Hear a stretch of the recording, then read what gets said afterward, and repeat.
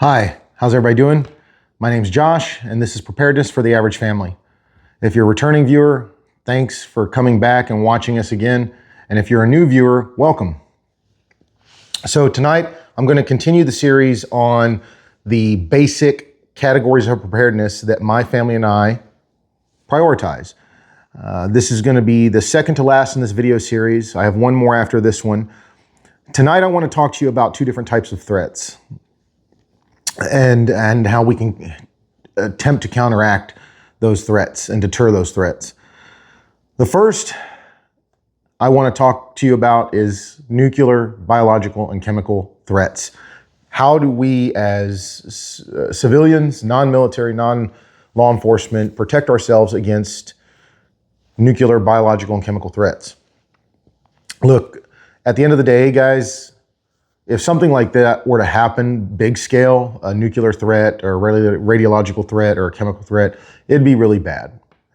Look at the statistics. But we still got to try, and there's things that we can do to mitigate.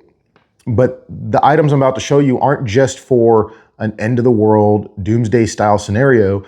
If you take a look at what's going on around us right now in our country in particular here in the United States, we see a lot of types of chemicals being used in the streets, from tear gas or CS gas, smoke.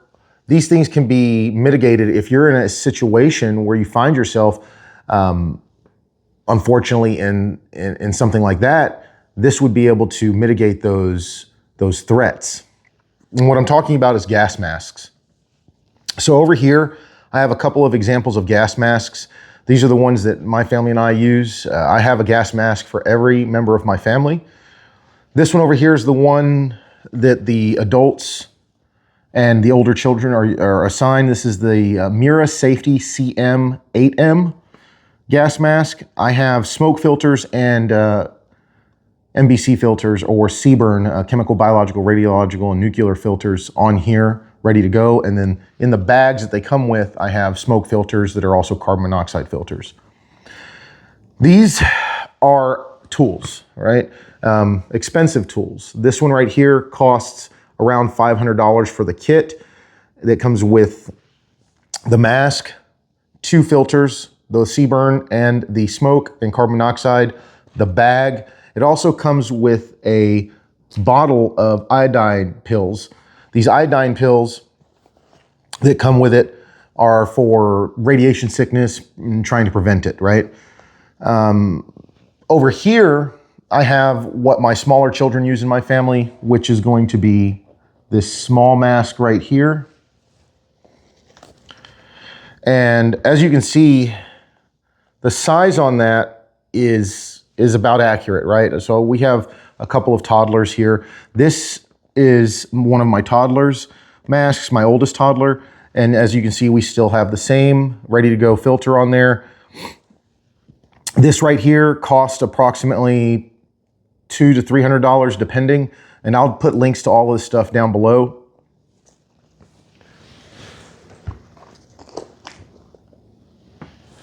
And these iodine tablets we purchased elsewhere, but iodine tablets and the gas masks go hand in hand.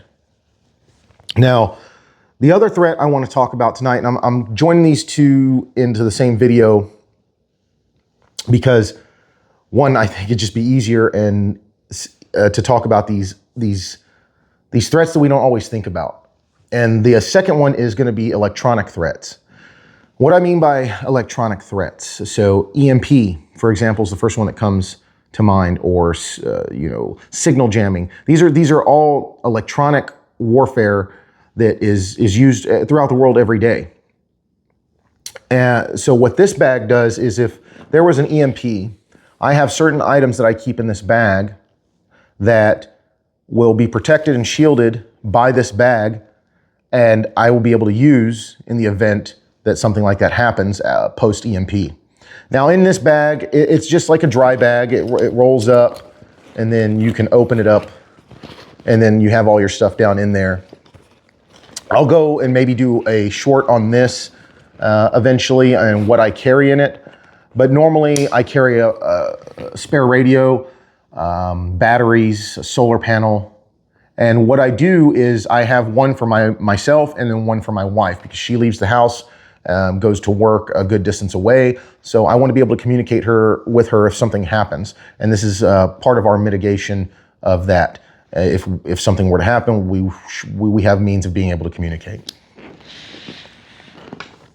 Now, as always, guys, this stuff costs money. $500 is a lot of money. This by no means should be one of your first preparations. It may be a cool preparation, but should not be one of your first. I encourage you, focus on the other ones that we've discussed: the food, the water, the security of your home, self-defense, communications, medical. And then if you want to, start looking into something like this. Now, I encourage you to get it, but it is not a priority when you're first starting out. I just want to say that. It is becoming more of a priority in this day and age, but just use your money wisely and prioritize what you need the most, and then work your way down that list. Okay, guys, as always, preparedness is a family matter. Y'all have a good night, and thanks for watching. Please like, share, and subscribe.